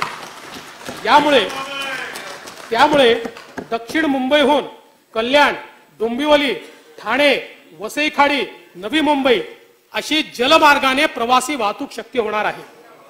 सन 2023-24 या वर्षाकरता कार्यक्रम खर्चासाठी नगर विकास विभागास 9,725 कोटी रुपये, परिवहन व बंदरे विभागास 3,746 कोटी आणि सामान्य प्रशासन विभागास 1,310 कोटी रुपये इतका नियतव्यय प्रस्तावित आहे. तृतीय अमृत भरीव भांडवली गुंतवणुकीतून पायाभूत सुविधा विकास यासाठी कार्यक्रम खर्चाकरता एकूण 53,058 कोटी रुपये 55 लाख रुपयांची तरतूद करण्यात आली आहे. आता मी पंचामृतापैकी चतुर्थ अमृताकडे वळतो. चतुर्थ अमृत रोजगार निर्मिती, सक्षम कुशल रोजगारक्षम युवा. महाराष्ट्राचे नवीन लॉजिस्टिक धोरण तयार करण्यात येत आहे. भारताचे मध्यवर्ती केंद्र असलेल्या दळणवळणाच्या दृष्टीने संपूर्ण भारतातील वाहतुकीचे मध्यवर्ती ठिकाण असणाऱ्या नागपूर येथे 1,000 एकर जमिनीवर लॉजिस्टिक हब तयार करण्याचा शासनाचा मानस आहे. केंद्र शासनाच्या रिड्यूस, रियूज, रिसायकल या तत्वावर आधारित सर्क्युलर इकॉनॉमी पॉलिसीला अपेक्षित उद्योग उभे राहावेत याकरता विशिष्ट क्षेत्र तयार करून राज्यात मुंबई महानगर प्रदेश, नागपूर, पुणे, छत्रपती संभाजीनगर, नाशिक आणि रत्नागिरी या 6 ठिकाणी सर्क्युलर इकॉनॉमी पार्क उभारण्याचा शासनाचा मानस आहे. वस्त्रोद्योग व खनिकर्म क्षेत्राला चालना देण्याकरता सन 2023-24 मध्ये शासन नवीन धोरण जाहीर करेल. औद्योगिक क्षेत्रातील गुंतवणुकीसाठी स्थानिक पातळीवर तसेच डावोस येथे 1,50,000 कोटी रुपयांपेक्षा अधिक रकमेचे गुंतवणुकीचे सामंजस्य करार केले आहेत. सन 23-24 या आर्थिक वर्षात 1,00,000 कोटी रुपयांपेक्षा जास्त थेट परकीय गुंतवणूक प्राप्त होईल, ज्यातून मोठ्या प्रमाणात रोजगार निर्मिती होईल. स्टार्टअप सुरू करण्याकरता आवश्यक प्रशिक्षणासाठी कळंबोली, नवी मुंबई येथे निवासी प्रशिक्षण व संशोधन संस्था उभारण्याचा शासनाचा मानस आहे. राज्य शासनाकडून जेम्स अँड ज्वेलरी संदर्भात नवीन धोरण तयार करण्यात येत आहे. नवी मुंबई येथे भव्य जेम्स अँड ज्वेलरी पार्क उभारण्यात येत आहे. प्रयोगशाळेत तयार होणारे हिरे, रत्ने व आभूषणाच्या उद्योगांना विशेष प्रोत्साहन देण्यात येईल. महाराष्ट्र राज्य खादी व ग्रामोद्योग मंडळाने मधाचे गाव ही नाविन्यपूर्ण संकल्पना विकसित केली आहे. मांघर तालुका महाबळेश्वर हे गाव मधाचे गाव म्हणून प्रसिद्ध झाले आहे. गावातील लोकांना कायमचा रोजगार मिळाला असून मधमाशी संवर्धन झाले आहे. हा उपक्रम राज्यातील इतर जिल्ह्यातही राबवण्यात येईल. सन 2023-24 या वर्षासाठी कार्यक्रम खर्चाकरता उद्योग विभागास 934 कोटी आणि वस्त्रोद्योग विभागास 708 कोटी रुपये इतका नियतव्यय देण्यात आला आहे. आजच्या आधुनिक काळात कौशल्य विकास हा रोजगाराचा आत्मा आहे. जगद्गुरु तुकाराम महाराज म्हणतात, असाध्य ते साध्य करिता सायास, कारण अभ्यास तुका म्हणे. डिसेंबर 2022 अखेर 317 रोजगार मेळाव्यातून 29,870 उमेदवारांची निवड झाली. राजभवन येथे आयोजित कार्यक्रमात 1,25,000 उमेदवारांना रोजगार देण्यासाठी उद्योजकांशी सामंजस्य करार करण्यात आले. प्रधानमंत्री कौशल्य विकास योजनेत 8.85 लाखाहून अधिक तरुणांनी प्रशिक्षण पूर्ण केले. 2.81 लाखाहून अधिक शेतकऱ्यांना गटशेती व व्यावसायिकांच्या नोकरीसाठी प्रशिक्षित प्रमाणित केले आणि यातूनच 300 शेतकरी उत्पादक गटांची स्थापना करण्यात आली. गावाकडून शहरांकडे होणारे स्थलांतर थांबावे व स्थानिक पातळीवर रोजगार व स्वयंरोजगाराकरता प्रायोगिक तत्वावर 500 ग्रामपंचायतीमध्ये कौशल्य विकास कार्यक्रम सुरू करण्यात येईल. लहान मुलांमध्ये कौशल्य शिक्षणाची आवड निर्माण व्हावी म्हणून महानगरपालिका आणि जिल्हा परिषद शाळांमध्ये कौशल्य प्रशिक्षण वर्ग सुरू करण्यात येतील। शैक्षणिक वर्ष 2023-24 पासून मुंबईतील 200 शाळांमध्ये या प्रशिक्षणाची सुरुवात करण्यात येईल। कौशल्य वर्धनाद्वारे युवकांना रोजगारक्षम बनवण्याकरता पुढील 3 वर्षात 2307 कोटी रुपयाची अतिरिक्त गुंतवणूक करून राज्यातील 500 औद्योगिक प्रशिक्षण संस्थांची दर्जावाढ करण्यात येईल। तसेच 75 औद्योगिक प्रशिक्षण संस्थांचे आधुनिकीकरण करण्याकरता 610 कोटी रुपयाचा प्रकल्प हा राबवण्यात येईल। 1 नोव्हेंबर 2022 रोजी महाराष्ट्र राज्य कौशल्य विद्यापीठाचे उद्घाटन करण्यात आले। विद्यापीठात BBA in retail management, MBA in innovation and new venture, cyber सुरक्षा यासारखे शैक्षणिक कार्यक्रम सुरू आहेत। सन 2023-24 या वर्षाकरता कार्यक्रम खर्चाकरता कौशल्य रोजगार उद्योजकता व नाविन्यता विकास विभागात 738 कोटी रुपये नियतव्यय प्रस्तावित आहे। शालेय शिक्षण, उच्च शिक्षण, तंत्र शिक्षण, आदिवासी विकास विभाग, सामाजिक न्याय विभाग, दिव्यांग कल्याण विभाग, महिला व बाल विकास विभाग तसेच इतर मागास व बहुजन कल्याण विभागाच्या माध्यमातून अंगणवाडी ते उच्च शिक्षणासाठी 1,0866 कोटी रुपये गुंतवणूक करण्यात आली आहे। शिक्षणाचे महत्त्व लक्षात घेऊन या गुंतवणुकीत वाढ करून 2023-24 मध्ये 1,11,285 कोटी रुपये एवढा नियतव्यय प्रस्तावित केला आहे। म्हणजे सगळे मिळून शिक्षणावर आपण काय खर्च करतो हे याच्यातून आपल्या लक्षात येईल। पगार तर मुख्य आहेत त्याच्यात। भारतीय स्वातंत्र्याच्या अमृत महोत्सवी वर्षाचे औचित्य साधून शासनाच्या नियंत्रणाखालील आस्थापनांमध्ये रिक्त असलेली 75,000 पदे भरण्याची मोहीम आमच्या शासनाने हाती घेतली आहे। शिष्यवृत्तीच्या रकमेत 5वी ते 7वी करता 1,000 रुपयावरनं 5,000 रुपये आणि 8वी ते 10वी करता 1,500 रुपयावरनं 7,500 रुपये प्रतिवर्ष प्रति विद्यार्थी वाढ करण्यात येत आहे। राज्यामध्ये स्थानिक स्वराज्य संस्थांच्या शाळांमध्ये शिक्षण घेणाऱ्या इयत्ता 8वी पर्यंतच्या सर्व प्रवर्गाच्या विद्यार्थ्यांना शासनाकडून गणवेश वितरण करण्यात येईल। प्राथमिक व उच्च प्राथमिक शिक्षण सेवकांना 6,000 रुपयावरनं 16,000 रुपये, माध्यमिक शिक्षण सेवकांना 8,000 रुपयावरनं 18,000 रुपये आणि उच्च माध्यमिक शिक्षण सेवकांना 9,000 रुपयावरनं 20,000 रुपये मानधनवाढ देण्याचा निर्णय झाला आहे। राज्य शासनाकडून खासगी अनुदानित शाळांना टप्प्याटप्प्याने अनुदानांवर आणण्याची प्रक्रिया सुरू आहे। यावर्षी अंशतः अनुदानित शाळांना अनुदान देण्यासाठी 1,160 कोटी रुपयाची तरतूद करण्यात आली आहे। राष्ट्रीय शैक्षणिक धोरण 2020 नुसार पीएम श्री शाळा या योजनेचा आरंभ करण्यात आला आहे। 816 शाळांना पीएम श्री शाळा म्हणून विकसित करण्यासाठी पुढील 5 वर्षात 1,534 कोटी रुपये एवढा निधी उपलब्ध करून देण्यात येईल। सन 23-24 या वर्षाकरता शालेय शिक्षण विभागास 2,707 कोटी रुपये इतका नियतव्यय उपलब्ध करून देण्यात आलेला आहे। उद्योगांना आवश्यक व तंत्र शिक्षक मनुष्यबळाची निर्मिती, उद्योगांशी प्रभावी समन्वय आणि नवीन संशोधन यातून रोजगार निर्मितीसाठी 10 उत्कृष्टता केंद्रे स्थापन करण्याचे प्रस्तावित आहे। राज्यात नामांकित शिक्षण संस्थांना विशेष अनुदान देण्यासाठी सन 23-24 या आर्थिक वर्षात 500 कोटी रुपये उपलब्ध करून देण्यात येतील।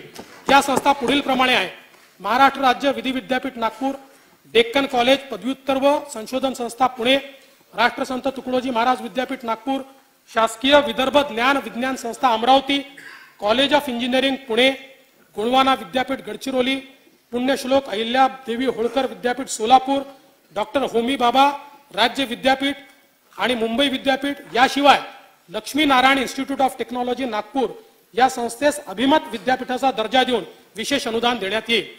सन 2023-24 या वर्षाकरता कार्यक्रम खर्चाकरता उच्च व तंत्र शिक्षण विभागास 1,920 कोटी रुपयाचा नियतव्यय उपलब्ध करून देण्यात आला आहे। राज्यामध्ये 14 शासकीय वैद्यकीय महाविद्यालयांची बांधकामे करण्यात येणार असून यात सातारा, अलिबाग, सिंधुदुर्ग, धाराशिव, परभणी, अमरावती, भंडारा, जळगाव, रत्नागिरी, गडचिरोली, वर्धा, बुलढाणा, पालघर आणि ठाणे जिल्ह्यातील अंबरनाथ या 14ही वैद्यकीय महाविद्यालयांचं काम यावर्षी सुरू करण्याचा प्रयत्न करण्यात येणार आहे।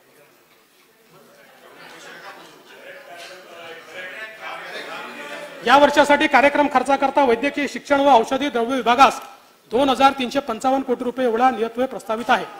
प्रत्येक जिल्ह्यात किमान 500 युवकांना जलपर्यटन, कृषी पर्यटन, कॅरावान पर्यटन, साहसी पर्यटन, शाश्वत पर्यटन तसेच आदर आतिथ्य क्षेत्रात प्रशिक्षण देऊन रोजगारक्षम करण्यात येईल।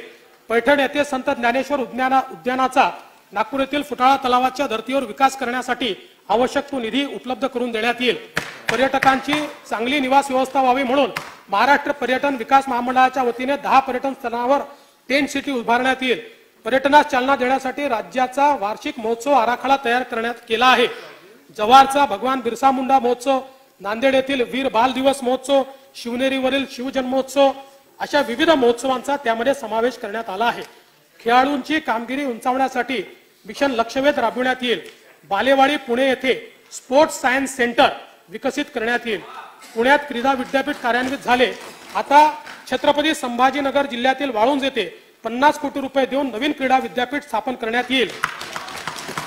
हनुमान व्यायाम प्रसारक मंडळ अमरावती या क्रीडा क्षेत्रातील नामांकित संस्थेस अभिमत क्रीडा विद्यापीठाचा दर्जा देऊन अनुदान देण्यात येईल। विभागीय क्रीडा संकुल नागपूर येथील कामांकरता 100 कोटी रुपये निधी उपलब्ध करून देण्यात येईल। सन 23-24 या वर्षाकरता कार्यक्रम खर्चाकरता क्रीडा विभागास 491 कोटी व पर्यटन विभागास 1805 कोटी रुपये एवढा नियतव्यय प्रस्तावित आहे। चतुर्थ अमृत रोजगार निर्मिती सक्षम कुशल रोजगारक्षम युवा यासाठी कार्यक्रम खर्चाकरता 11,658 कोटी रुपयाची तरतूद उपलब्ध करून देण्यात येत आहे। यानंतर मी पंचामृतापैकी पंचम अमृताकडे वळतो। पंचम अमृत पंचामृत असं आहे, मला सावधानतेने बोलावं लागतं कारण अमृताकडे वळतो म्हटल्यावर तुम्ही काहीतरी भलताच अर्थ काढायचा।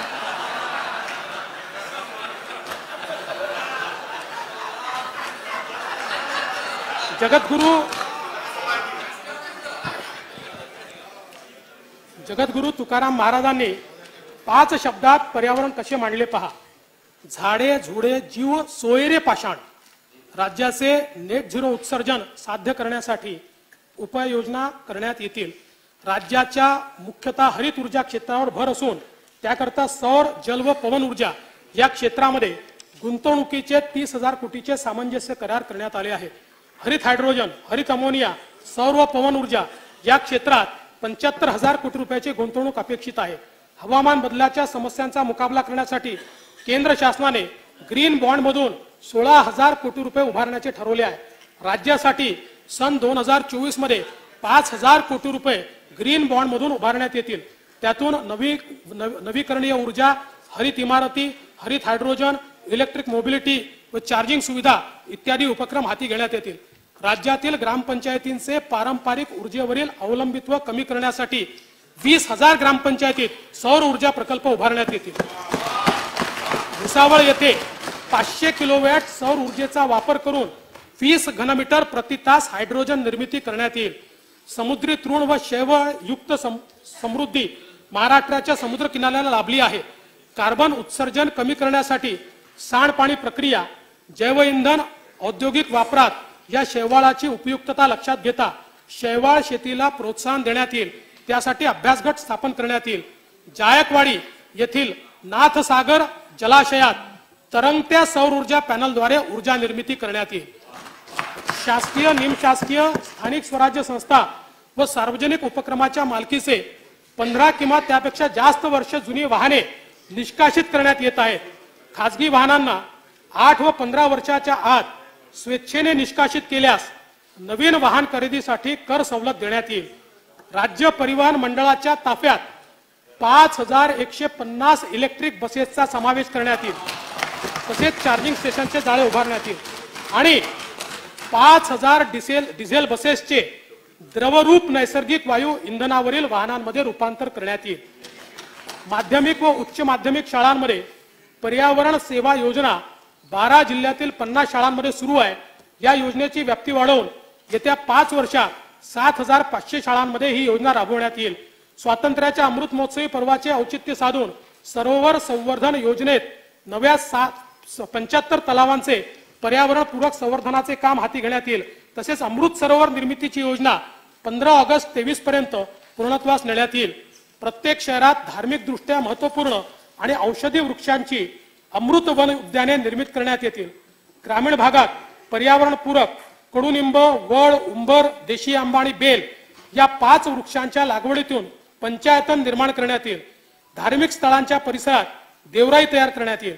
औषधी, शोभिवंत व व्यावसायिक दृष्ट्या महत्त्वाच्या वृक्ष प्रजातींची प्रमाणित रोपांच्या निर्मितीसाठी 50 हायटेक रोपवाटिकांची स्थापना करण्यात येईल। हिंदू हृदय सम्राट बाळासाहेब ठाकरे गोरेवाडा प्राणी संग्रहालयात आफ्रिकन सफारी व पक्षी उद्यान येत्या वर्षी सुरू करण्यात येईल। शिवनेरी तालुका जुन्नर जिल्हा पुणे येथे बिबट सफारी सुरू करण्यात येईल। सन 2023-24 या वर्षासाठी कार्यक्रम खर्चाकरता वन विभागास 2294 कोटी, पर्यावरण व वातावरणीय बदल विभागास 224 कोटी आणि ऊर्जा विभागास 10,919 कोटी रुपये इतका नियतव्य प्रस्तावित आहे। पंचम अमृत पर्यावरण पूरक विकास याकरता एकूण 13,437 कोटी रुपयांची तरतूद करण्यात आली आहे। गुन्ह्याचा शास्त्रीय तपास आणि अपराध सिद्धतेत वाढीसाठी न्याय सहाय्यक वैज्ञानिक प्रयोगशाळा संचालनालयास बळकट करण्यात येईल। न्याय वैद्यक विज्ञान महाविद्यालयाची स्थापना करण्यात येईल। राज्यात 45 ठिकाणी अत्याधुनिक न्याय सहाय्यक मोबाईल युनिट्स देण्यात येतील। मुंबईतील सुरक्षितता आणि गुन्हेगारीला आळा त्यासाठी सीसीटीव्हीचा टप्पा 2 हाती घेण्यात येईल। वाढत्या सायबर गुन्ह्यांना आळा घालण्यासाठी महाराष्ट्र सायबर सुरक्षा प्रकल्प कार्यान्वित करण्यात येईल। कारागृहातील वाढता ताण कमी करण्यासाठी अत्याधुनिक अशी 2 नवीन कारागृहे बांधण्यात येतील। तसेच मुंबई येथील देवनार मानखुर्द येथे 500 मुलामुलींसाठी सर्व सुविधायुक्त बाल सुधारगृह उभारण्यात येईल। सर्व भूकर मापकांना आधुनिक रोहर यंत्रणा पुरवण्यात येईल। मोजणीची प्रक्रिया संपूर्ण ऑनलाईन केली जाईल व मोजणी 90 दिवसात पूर्ण करण्यात येईल। नियोजन प्राधिकरणाकडून परवानगीच्या प्रक्रियेमध्ये बिनशेती रूपांतरण कर भरण्याची सोय असेल। स्वतंत्र अर्ज न करता बांधकाम परवानगी सोबत बिनशेतीची सनद आपोआप निर्गमित होईल। सध्या सेवा कालावधीनुसार कोतवालांना 7,500 रुपये ते 15,000 रुपये दरमहा मानधन देण्यात येते। सर्व 12,793 कोतवालांना यापुढे 15,000 रुपये मानधन देण्यात येईल। सन 23-24 या वर्षाकरता कार्यक्रम खर्चाकरता गृह विभागास 2,187 कोटी, महसूल विभागास 434 कोटी रुपये एवढा नियतव्य दिला आहे। वाशिम जिल्ह्यातील पोहरादेवी येथे संत सेवालाल महाराज यांचे स्मारक हे बंजारा समाजाचे तीर्थक्षेत्र आहे। पोहरादेवी व उमरी तीर्थक्षेत्राच्या सुमारे 500 कोटी रुपये रकमेच्या विकास आराखड्यातील कामे पुरेसा निधी उपलब्ध करून पूर्ण करण्यात येतील।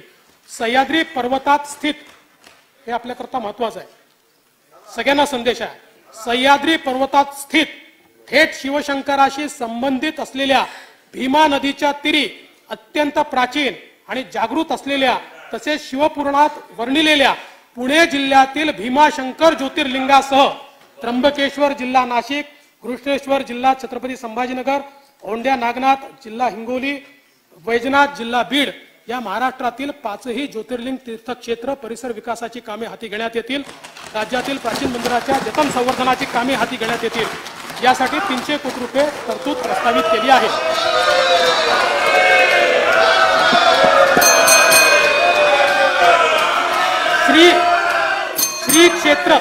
श्री क्षेत्र ज्योतिबा परिसर संवर्धन प्राधिकरण स्थापन करून त्याकरता 50 कोटी रुपयाचा निधी उपलब्ध करून देण्यात येईल। संत गाडगे बाबा यांचे गाडगेनगर येथील समाधी स्थळ तसेच कर्मभूमी असलेल्या ऋणमोचन तीर्थक्षेत्रासाठी 25 कोटी रुपये निधी उपलब्ध करून देण्यात येईल। हे वर्ष चक्रधर स्वामी अष्टशताब्दी जन्मोत्सवाचे वर्ष आहे। महाराष्ट्रामध्ये महानुभाव पंथाच्या दृष्टीने महत्त्वपूर्ण असलेल्या रिद्धपूर, काटोल, विष्णूर, जाळीचा देव, पोहीचा देव, नांदेड, पांचाळेश्वर, पैठण येथील देवस्थानाच्या ठिकाणी विकास करण्याकरता भरीव तरतूद करण्यात येईल। श्री संत नामदेव महाराजांचा अभंग आहे, नाचू कीर्तनाचे रंगी ज्ञानदीप लावू जगी।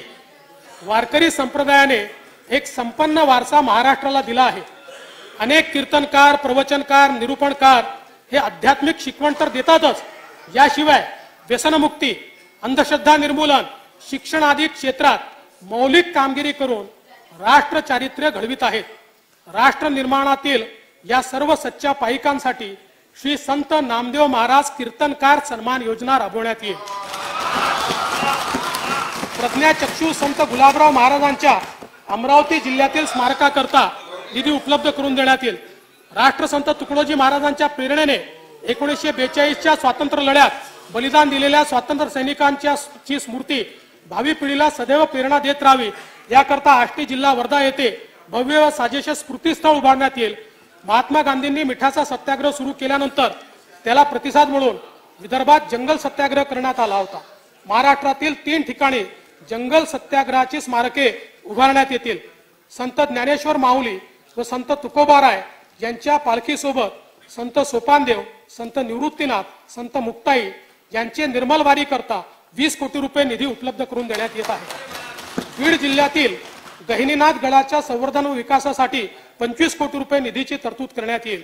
छत्रपती संभाजीनगर जिल्ह्यातील म्हैसमाळ, वेरूळ, खुलताबाद, सुलीभंजन विकास आराखड्यास आवश्यक निधी उपलब्ध करून देण्यात येईल. त्याला मागे दिलाय तो थोडा रोखला होता, तो तुम्ही रोखला होता म्हणजे आम्ही देऊ पुरा.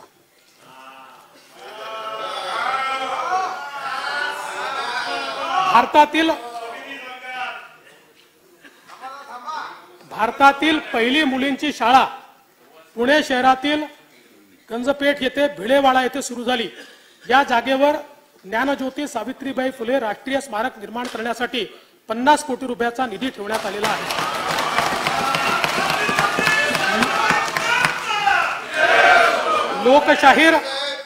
लोकशाहीर अण्णाभाऊ साठे यांचे जन्मस्थळ वाटेगाव, तालुका वाळवा, जिल्हा सांगली येथे स्मारकासाठी 25 कोटी रुपये निधी देण्यात येईल.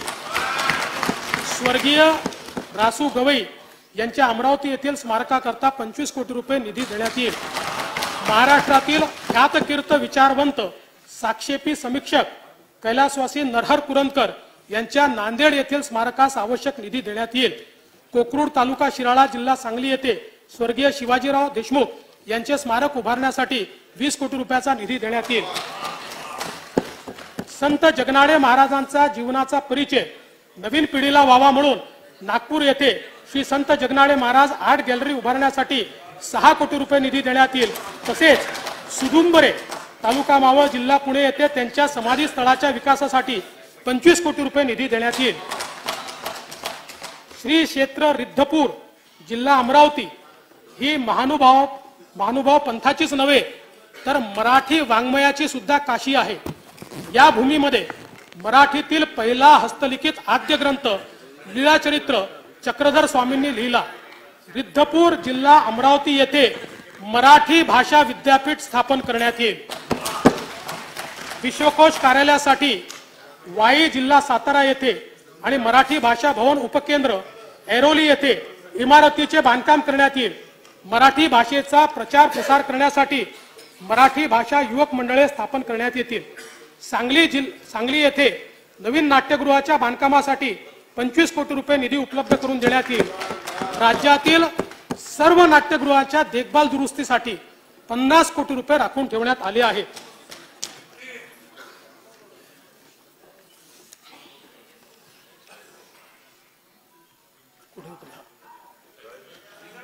दादासाहेब फाळके चित्रनगरी गोरेगाव, मुंबई व कोल्हापूर चित्रनगरीमध्ये आंतरराष्ट्रीय दर्जाच्या आधुनिक सोयी सुविधायुक्त स्टुडिओ लॅबची निर्मिती 115 कोटी रुपये करण्यात येईल. त्यासाठी 115 कोटी रुपये नियतव्यय प्रस्तावित आहे. कलाकार व कला प्रकार यांची अद्यावत माहिती लुप्त होत चाललेल्या कला प्रकारांचे जतन व संवर्धन यासाठी महाराष्ट्र कलाकार कल्याण मंडळाची स्थापना करण्यात येईल. नागपूर येथील विदर्भ साहित्य संघाच्या शताब्दी निमित्त 10 कोटी रुपये निधी देण्यात येईल. मराठवाडा मुक्ती संग्राम अमृत महोत्सवी वर्षानिमित्त विविध कार्यक्रम आयोजित करण्यात येत आहेत. त्यासाठी करता पुरेसा निधी उपलब्ध करून देण्यात आलेला आहे. तुम्हाला माहिती पुरेसा दादा तुमच्याच बजेटमधलं शिकलो कसं लिहायचं ते. स्वर्गीय शंकरराव चव्हाण सुवर्ण महोत्सवी पत्रकार कल्याण निधी 50 कोटी रुपये इतका आता करण्यात आलेला आहे. सन 2023-24 या वर्षाकरता कार्यक्रम खर्चाकरता वित्त विभागास 190 कोटी, सांस्कृतिक कार्य विभागास 1085 कोटी, मराठी भाषा विभागास 65 कोटी, विधी व न्याय विभागास 694 कोटी, माहिती व तंत्रज्ञान विभागास 1342 कोटी, तर महाराष्ट्र विधानमंडळ सचिवालयास 500 कोटी रुपये नियतव्यय प्रस्तावित आहे. आता मला चिठ्ठी अशी आली आहे की मी 2 पॅराग्राफ विसरलोय वाचायचे.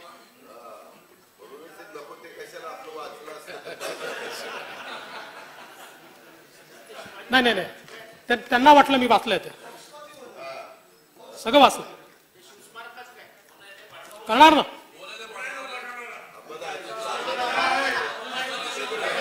सन 2022-23च्या अर्थसंकल्पात 4,03,427 कोटी रुपये महसुली जमा अपेक्षित होती. महसुली जमेचे सुधारित अंदाज 4,30,994 कोटी रुपये निश्चित करण्यात आले आहेत.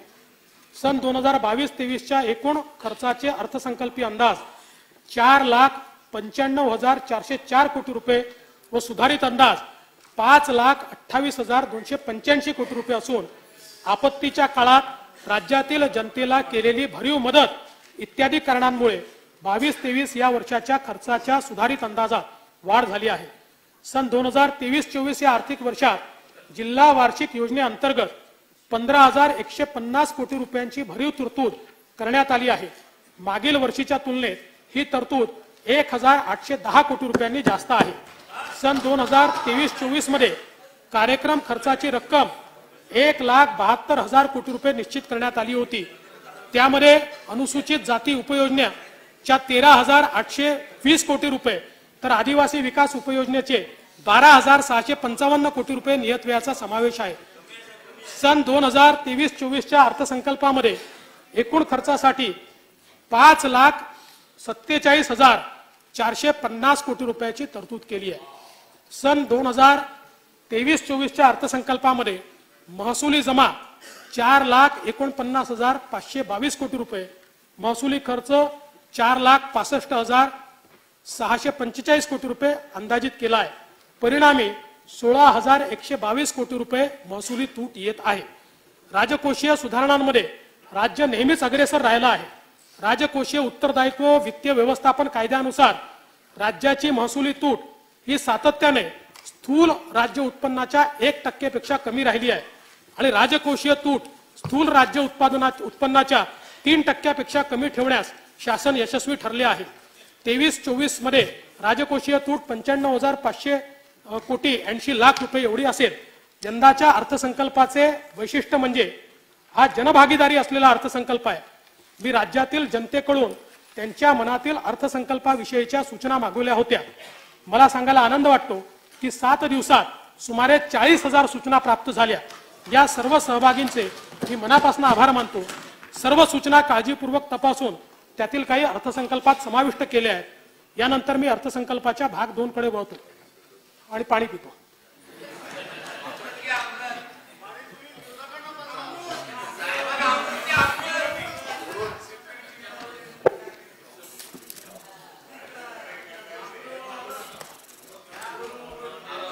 आता मी अर्थसंकल्पाचा भाग 2 सभागृहासमोर सादर करीत आहे. सन 2022-23 या आर्थिक वर्षासाठी राज्याचा स्वतःचा कर महसुलाचा सुधारित अंदाज रुपये 2,75,786 कोटी रुपये इतका आहे. यामध्ये वस्तू व सेवा कर, मूल्यवर्धित कर, मुद्रांक शुल्क व नोंदणी फी, राज्य उत्पादन शुल्क या करांचा वाटा 2,43,411 कोटी रुपये आहे. सन 2023-24 या आर्थिक वर्षासाठी राज्याच्या स्वतःच्या कर महसुलाचे अर्थसंकल्पीय उद्दिष्ट रुपये 2,98,181 कोटी एवढे निश्चित करण्यात आले आहे. राज्य शासनातर्फे प्रस्तावित असलेल्या विविध आर्थिक उपयोजनांमुळे हे उद्दिष्ट पूर्ण होईल याची मला खात्री आहे. महिला सक्षमीकरण, करदात्यांना सवलती आणि शासनाच्या महसुलात वृद्धी होऊनच अर्थव्यवस्थेला चालना देण्यासाठी मी पुढील प्रस्ताव सादर करीत आहे. नोकरी करणाऱ्या महिलांना सध्या मासिक 10,000 रुपयापेक्षा अधिक वेतन असल्यास व्यवसाय कर भरावा लागतो. महिलांची क्रयशक्ती वाढविण्यासाठी ही मर्यादा 10,000वरून 25,000 रुपये प्रस्तावित करण्यात येते आहे. त्यामुळे मासिक 25,000 रुपयेपर्यंत वेतन असलेल्या महिलांना कोणताही व्यवसाय कर भरावा लागणार नाही. व्यवसाय कर अधिनियमांमध्ये दिव्यांग व्यक्तीची व्याख्या दिव्यांग व्यक्ती हक्क अधिनियम 2016 नुसार सुधारित करण्याचे प्रस्तावित आहे। या सुधारणेमुळे व्यवसाय कर सुटीसाठी प्राप्त ठरणाऱ्या दिव्यांग व्यक्तींच्या संख्येत वाढ होईल, तसेच व्यवसाय करातून सूट देण्याची प्रक्रिया सोपी होईल। हवाई वाहतुकीला प्रोत्साहन आणि आर्थिक विकासाला गती देण्याच्या उद्देशाने बृहन्मुंबई महानगरपालिका, पुणे महानगरपालिका आणि रायगड जिल्हा या भौगोलिक क्षेत्रात विमान चालन चक्की इंधनावरील म्हणजे ATF वरील मूल्यवर्धित कराचा दर 25% बंगलोर आणि गोव्याच्या समकक्ष म्हणजे 18% करण्याचे प्रस्तावित आहे। वस्तू व सेवा कर कायदा लागू होण्यापूर्वी राज्य कर विभागातर्फे राबविण्यात आलेल्या विविध कायद्यांच्या संदर्भात महाराष्ट्र कर व्याज शास्ती व विलंब शुल्क यांच्या थकबाकीची तडजोड योजना 2023 ही अभय योजना मी जाहीर करत आहे। या अभय योजनेचा कालावधी 1 मे 2023 ते 31 ऑक्टोबर 2023 असेल। म्हणजे GST लागायच्या आधीची थकबाकीची योजना आहे, जी तुम्ही केली होती तशीच आहे। दिनांक 1 मे 2000 वैधानिक आदेशानुसार कोणत्याही वर्षासाठीची व्यापाऱ्याची थकबाकी रुपये 2 लाखापर्यंत असल्यास सदर रक्कम त्या वर्षासाठी पूर्णपणे माफ करण्याचे प्रस्तावित आहे। या अभय योजनेचा लाभ लहान व्यापाऱ्यांना अंदाजे 1 लाख प्रकरणात होईल। कोणत्याही वैधानिक आदेशानुसार व्यापाऱ्याची थकबाकी रुपये 50 लाख किंवा त्यापेक्षा कमी आहे, अशा प्रकरणात एकूण थकबाकीच्या 20% रक्कम भरल्यास उर्वरित 80% रकमेस माफी देण्यात येईल। लहान व मध्यम व्यापाऱ्यास याचा लाभ अंदाजे 80,000 प्रकरणात होईल। वरील प्रस्तावांना सन्माननीय सदस्यांचा पाठिंबा मिळेल असा माझा विश्वास आहे। आज तुकाराम बीज असल्याने जगद्गुरु संत तुकाराम महाराजांचा चे अभंग माझ्या भाषणात आले। तुकोबाराय म्हणायचे, स्वप्नी ही दुःख कोणी न देखे डोळा। हीच त्यांची रामराज्याची कल्पना होती। ज्ञानेश्वर माऊली म्हणतात, दुरितांचे तिमिर जाहो, विश्वस्व धर्म सूर्य पाहो, जो जे वांछील तो ते लाहो, प्राणी जात। या अर्थसंकल्पाचा हाच प्रासादिक संदेश आहे, तीच आमची प्रामाणिक भावना आहे। तशीच कृती राज्य सरकारकडून होईल। जय हिंद, जय महाराष्ट्र। सन 2023-2024 चा अर्थसंकल्प सभागृहासमोर सादर करण्यात आला। अर्थसंकल्पीय प्रकाशनाचे पेनड्राईव्ह असलेल्या सूटकेसेस सन्माननीय सदस्यांना देण्याची व्यवस्था वित्त विभागातर्फे विधान भवनात करिता आरक्षित असलेल्या वाहनतळाच्या मोकळ्या जागेवर उभारण्यात आलेल्या मंडपामध्ये विधान भवन मुंबई येथे करण्यात आली आहे। सन्माननीय सदस्यांनी वितरणाच्या ठिकाणावरून सदर प्रकाशनाचे पेनड्राईव्ह असलेले सूटकेसेस प्राप्त करून घ्याव्यात। तसेच सदर अर्थसंकल्पीय प्रकाशने महाराष्ट्र विधिमंडळाच्या व शासनाच्या संकेतस्थळावरून उपलब्ध करून देण्यात येतील। सभागृहाची बैठक आता स्थगित होत आहे। शुक्रवार दिनांक 10 मार्च 2023 रोजी सकाळी 11 वाजता सभागृहाची बैठक भरेल।